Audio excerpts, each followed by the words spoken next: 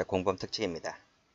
252조 2항 공범에는 최종 행위가 종료된 때부터 전 공범에 대한 공소시효 기간을 기산합니다. 그 취지는 각주 읽어보시고, 이때 공범에는 의무적 공범, 필요적 공범 모두 포함됩니다. 자, 공직선거법 관련 판례입니다. 자, 공직선거법에 보면요. 자, 이 법에 규정된 죄의 공소시효는 당의 선거가 끝난 후 6개월을 경과함으로써 그 시효가 완성된다라고 되어 있죠. 그래서 다른 죄보다는 이 공직선거법 관련 사건들이 이 시효기간이 상당히 짧게 함으로써 빨리 수사가 이루어지고 기소를 촉구하고 있는 거예요. 이 부적격자가 오랜 기간의 공직생활을 하고 있으면 여러 가지 불합리한 모습이 나타날 수 있으므로 빨리 수사가 이루어지고 기소, 재판이 이루어지게끔 하도록 하고 있는 취지가 있습니다. 이때 이 당직해 선거라고 하는 것은 밑에 나와 있지만 공직선거만을 말합니다. 공직선거를 의미하는 것이지 당내 경선 투표를 말하는 게 아닙니다. 우리 당대표를 뽑거나 최고위원 뽑거나 하는 당내 경선을 의미하지는 않는다. 이런 게 판례입니다. 자, 그래서 쭉 읽어보시고요. 자, 여기 나와 있네요. 중간에요. 당의 선거일이란 그 선거 범죄와 관련된 공직선거를 말한다 할 것이다. 따라서 그 선거 범죄에 대한 공소시효 기산점은 당내 선거 투표일이 아니고 밑에 공직선거 투표일이다. 이런 얘기입니다. 자, 수산업협동조합법에도 거의 같은 내용이 있죠. 여기도 선거일 후 6개월 경과함으로써 그 시효가 완성된다고 되어 있는데요. 이때 선거일 후라고 하는 것은 선거 당일이 아닙니다. 당일부터 6개월이 아니고 당일이 지난 그 다음날을 말합니다. 다음날부터 6개월이라는 판례도 출제가 된 적이 있고요. 올해도 해경 승진에 출제가 됐죠. 자, 밑에 판례. 자, 대표이사입니다. 주주총회 의사록을 허위 작성하고, 그래서 밑에 무슨 계약을 체결했다는 거죠. 그래서 회사에게 손해를 끼쳤는데요. 그래서 특가법상의 배임죄로 기소가 됐습니다. 이런 사안입니다. 근데 우리가 요 배임죄로 기소되었는데 요 죄의 공소시효가 언제부터냐 이 뜻 아닙니까? 근데 우리가 요 계약을 체결했다는 것만으로는 손해 발생은 아니잖아요. 그쵸? 아니, 배임죄가 손해가 났다는 것은 계약 체결이 아니고, 계약은 그 다음날 해지하면 그만이니까요. 마지막 범죄 행위가 끝난 후에 손해가 발생했다고 봐야 되는 거잖아요. 그렇기 때문에 그 시점이 언제냐는 겁니다. 그 시점은 마지막 줄에 최종적으로 주식 매수 선택권 행사가 되고, 그래서 신주가 발행된 시점이다. 이때가 바로 손해 발생 시점이라는 겁니다. 그래서 이때부터 공소시효를 기산하겠다는 얘기죠. 그래서 계약 체결 시점이라고 하면 틀려요. 똑같은 사안을 주고 계약 체결 시다 나와 있죠. 그렇게 출제된 적이 있습니다. 이때는 손해 발생이 아니기 때문에 이때를 시효 기산점으로 볼 수는 없다. 이런 얘기입니다.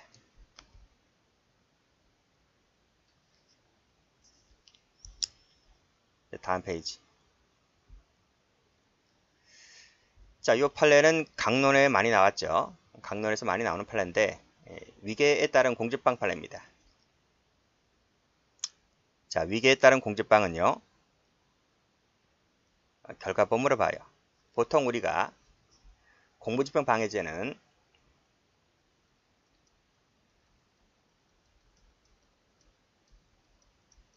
형법 시간에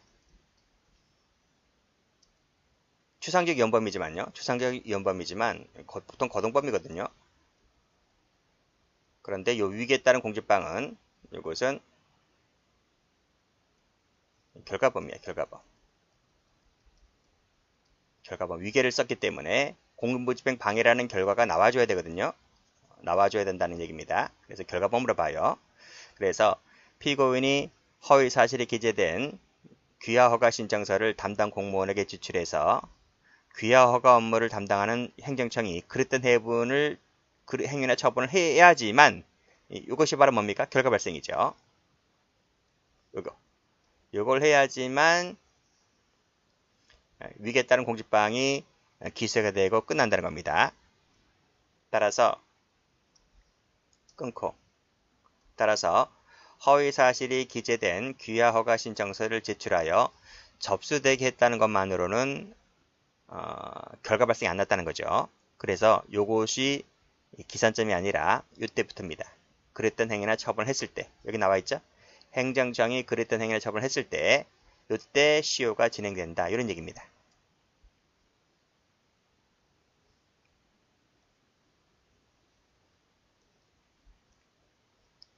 여기 나왔네요. 접수시가 아니다.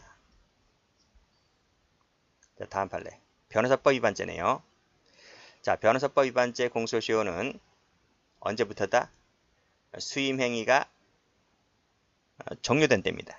행위 종료시죠. 행위 종료시. 이때부터 요 위반죄 시효가 진행된다 볼 것이다. 이렇게 하면 틀려요.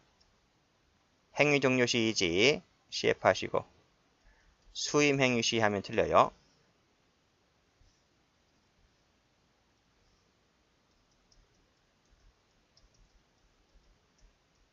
행위시가 아니라 수임 행위가 종료된 때. 행위 종료입니다. 종료가 나와야 돼요. 행위시로 끝나면 안 돼요. 자, 여기까지 끝냈고 시효 계산을 봅니다. 자, 어디서 본 적 있죠? 우리 구속기간 할 때 본 적 있습니다. 그게 똑같아요. 그래서 이 초일 산입이죠. 자, 시효기간은 초일을 산입하고 시간을 계산하지 않고 바로 1일로 산정한다. 일반 원칙은 뭐죠? 일반 원칙은 원래는 초일 불산입이죠. 그렇지만 형사법에서 구속기간과 시효기간은 초일을 산입합니다. 그 점에서 달라요. 자, 두 번째, 공휴일 산입이죠. 공휴일도 산입을 해줍니다.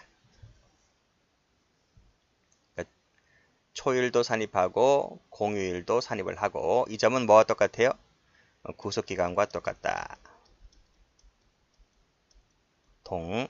똑같다. 기간 말일이 공휴일이거나 토요일에 해당되더라도 시효기간에 산입을 해줍니다. 이 공휴일 속에는 임시 공휴일도 포함되죠.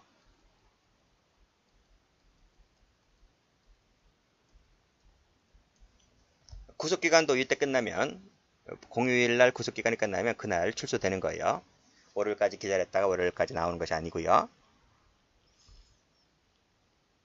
됐습니다. 정지를 가죠. 정지. 정지란 건 뭐냐면 여기 나와 있네. 정지는 우리가 일정 거리를 갔잖아요. 일정 거리를 가야 한 10km를 가야 되는데 5km에서 멈췄다고 하면 정지가 됐다고 하면 뭐 잠시 쉴 수 있잖아요. 그럼 나머지 5km만 더 가면 되는 거예요. 그래서 일단 여기 의의 보시게 되면 일정 사유 발생에 의해서 시효가 정지가 되는데 그 정지 사유가 소멸되었을 때는 나머지 기간만 진행되면 되는 겁니다. 그런 점에서 중단과 차이가 있는 거죠. 우리가 시효 중단은 우리 민법 총칙 시간에 나오는데요. 민법 총칙의 중단과 정지를 다 배우죠. 근데 중단은 뭐냐면 중단 사유가 소멸되면 처음부터 다시 세팅됩니다. 처음부터 다시 와서 다시 10km를 가야 되는 거야. 그렇지만 정지는 그게 아니라 일단 정지가 되고 남은 기간만 가면 되는 것이다. 그래서 정지와 중단은 약간 달라요. 그런데 중요한 것은 이 2번입니다. 우리 형소법에서는 중단 제도가 없다는 거예요.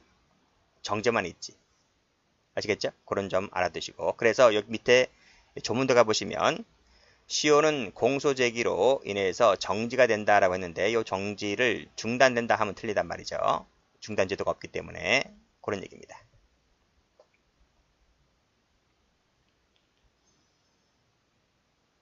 자, 됐죠? 자, 사유를 봅니다. 어떤 것들이 정지 사유가 되는 것인지. 자, 253조 1항인데 중요합니다. 체크하시고. 시효는 공소 제기로 인해서 정지가 됩니다. 자, 정지가 되는데 언제부터 다시 시작되느냐면 공소기각이 되잖아요. 그치? 검사가 공소제기했잖아요. 근데 법원에서 공소기각이 나와요. 또는 관할 위반이 나와요. 공소기각이 나오거나 관할 위반이 나오면 그때는 나머지 기간이 진행됩니다. 그래서 여기서는 생략된 말이 있는데 나머지 기간이 진행된다. 자, 공소기각 관할 위반은 기판력이라는 게 없어요. 뒤에 배우겠지만 저 뒤에 끝에 가면 나옵니다. 기판력이 없어요. 기판력이 없기 때문에 나머지 기간이 다시 진행되는 거예요. 자, 이 공소기각 관할 위반과 관련해서 알아둬야 할 것이 있는데 CF 하시고 이 재판에는요. 유죄 또는 무죄 판결, 면소 판결, 유무죄 판결과 면소 판결에는요. 판결이죠. 판결.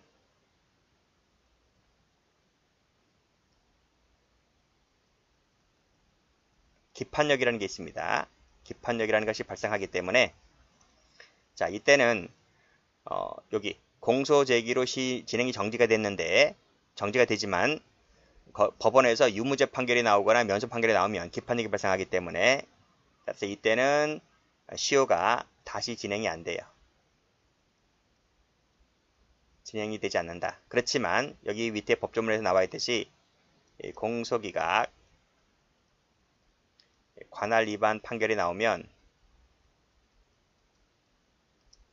기판력이 발생하지 않기 때문에 따라서 이 법조문에 따라서 시효기간이 다시 진행된다. 이렇게 보시면 됩니다. 자세한 것은 뒤에 가서 배우고요.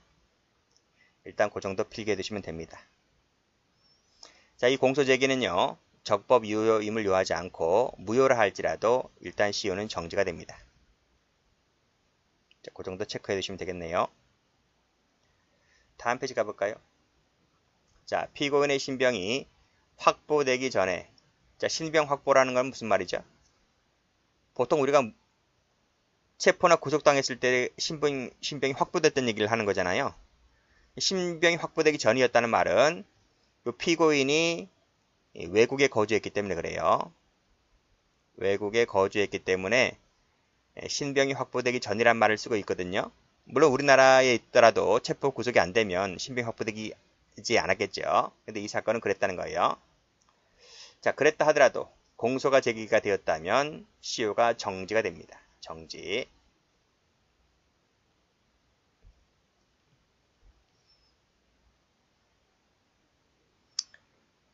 자, 그 밑에는 좀 할 얘기 많아서 쉬었답니다.